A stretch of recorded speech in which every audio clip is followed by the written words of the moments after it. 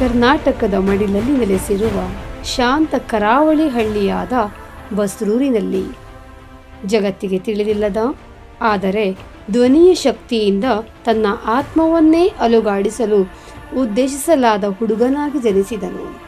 ಇದು ರವಿ ಬಸ್ರೂರ್ ಅವರ ಹೇಳಲಾಗದ ಕಥೆ.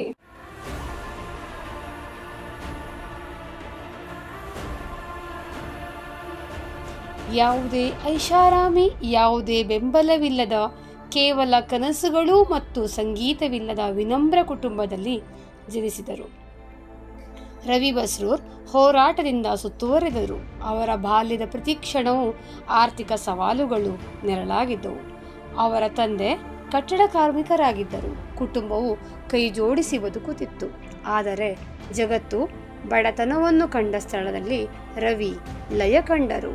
ಉಳಿಗಳ ಸದ್ದು, ಅಲೆಗಳ ಡಿಕ್ಕಿ, ಝಳಪಿಸುತ್ತಿರುವ ಎಲೆಗಳು ಎಲ್ಲವೂ ಅವನಿಗೆ ಸಂಗೀತವನ್ನು ನುಡಿಸಿತು. ವಾದ್ಯಗಳಿಗೆ ಪ್ರವೇಶ ಅಥವಾ ಔಪಚಾರಿಕ ತರಬೇತಿ ಇಲ್ಲದೆ ರವಿ ಮುರಿದ ಉಪಕರಣಗಳು, ಅಗ್ಗದ ಕೀಬೋರ್ಡ್ಗಳು ಮತ್ತು ಅನಂತ ಉತ್ಸಾಹದಿಂದ ತನ್ನ ಜಗತ್ತನ್ನು ನಿರ್ಮಿಸಿಕೊಂಡನು. ಅವನು ಕೇವಲ ಸಂಗೀತಗಾರನಾಗಿರಲಿಲ್ಲ, ಅವನು ಸೃಷ್ಟಿಕರ್ತರೂ ಆಗಿದ್ದರು. ಗಾಯನದಿಂದ ಮಿಕ್ಸಿಂಗ್ವರೆಗೆ, ಸಂಯೋಜನೆಯಿಂದ ಹಿನ್ನೆಲೆ ಸಂಗೀತದವರೆಗೆ ಎಲ್ಲವನ್ನೂ ಸ್ವತಃ ಕಲಿತುಕೊಂಡ ಸ್ವಯಂ ಕಲಿಕ. ಆದರೆ ಉತ್ಸಾಹ ಮಾತ್ರ ಸಾಕಾಗಲಿಲ್ಲ, ಅವರಿಗೆ ವಿರಾಮವೂ ಬೇಕಿತ್ತು.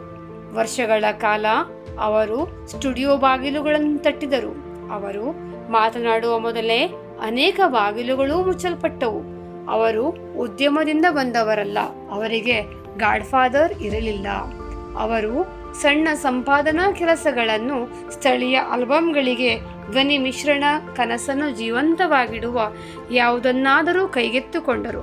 ಜಗತ್ತು ಹೇಳಿತು, ಈ ಹುಡುಗ ಬಸ್ರೂರಿನವನಾ? ಅವನು ಅದನ್ನು ಮಾಡಲು ಸಾಧ್ಯವಿಲ್ಲ. ಆದರೆ ರವಿ ಅವನು ಮುಂದುವರಿಯುತ್ತಲೇ ಇದ್ದನು. ತದನಂತರ ಉಗ್ರಂ ಬಂದಿತು.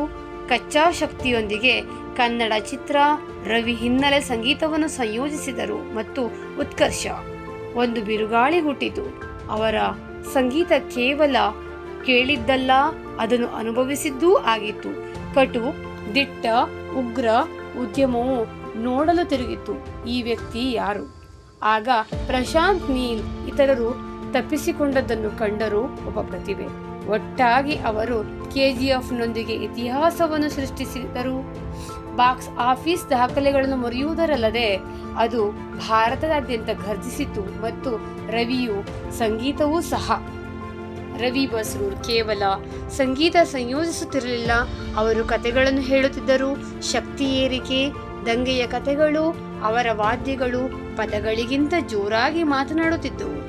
ಅದು ರಾಕಿಬಾಯ್ ಅವರ ಥೀಮ್ನ ಕಾಡುವ ಶಿಳ್ಳೆಯಾಗಲಿ ಅಥವಾ ಕ್ರಾಂತಿಯ ಯುದ್ಧ ಕೂಗಾಗಿರಲಿ, ಅದು ರವಿಯ ಮ್ಯಾಜಿಕ್ ಆಗಿತ್ತು. ಖ್ಯಾತಿಯು ಅವರನ್ನು ಎಂದಿಗೂ ಬದಲಾಯಿಸುತ್ತಿಲ್ಲ. ಅವರು ಇನ್ನೂ ದೇವಾಲಯಗಳಲ್ಲಿ ಬರಿಗಾಲಿನಲ್ಲಿ ನಡೆಯುತ್ತಾರೆ. ಅವರ ತಂಡದಲ್ಲಿರುವ ಪ್ರತಿಯೊಬ್ಬ ತಜ್ಞರಿಗೂ ಇನ್ನೂ ಧನ್ಯವಾದಗಳನ್ನು ಅರ್ಪಿಸುತ್ತಾರೆ. ಸಂಗೀತವು ಒಂದು ಕೆಲಸವಲ್ಲ, ಅದು ಒಂದು ಉಡುಗೊರೆ ಎಂದು ಇನ್ನೂ ನಂಬುತ್ತಾರೆ. ಕರಾವಳಿ ಹಳ್ಳಿಯಿಂದ ಅಂತಾರಾಷ್ಟ್ರೀಯ ವೇದಿಕೆಗೆ ಎರವಲು ಪಡೆದ ಉಪಕರಣಗಳಿಂದ ಬ್ಲಾಕ್ಸ್ಟರ್ ಧ್ವನಿ ಪದಗಳವರೆಗೆ ರವಿ ಬಸ್ರೂರ್ ಬಹಳ ದೂರ ಬಂದಿದ್ದಾರೆ.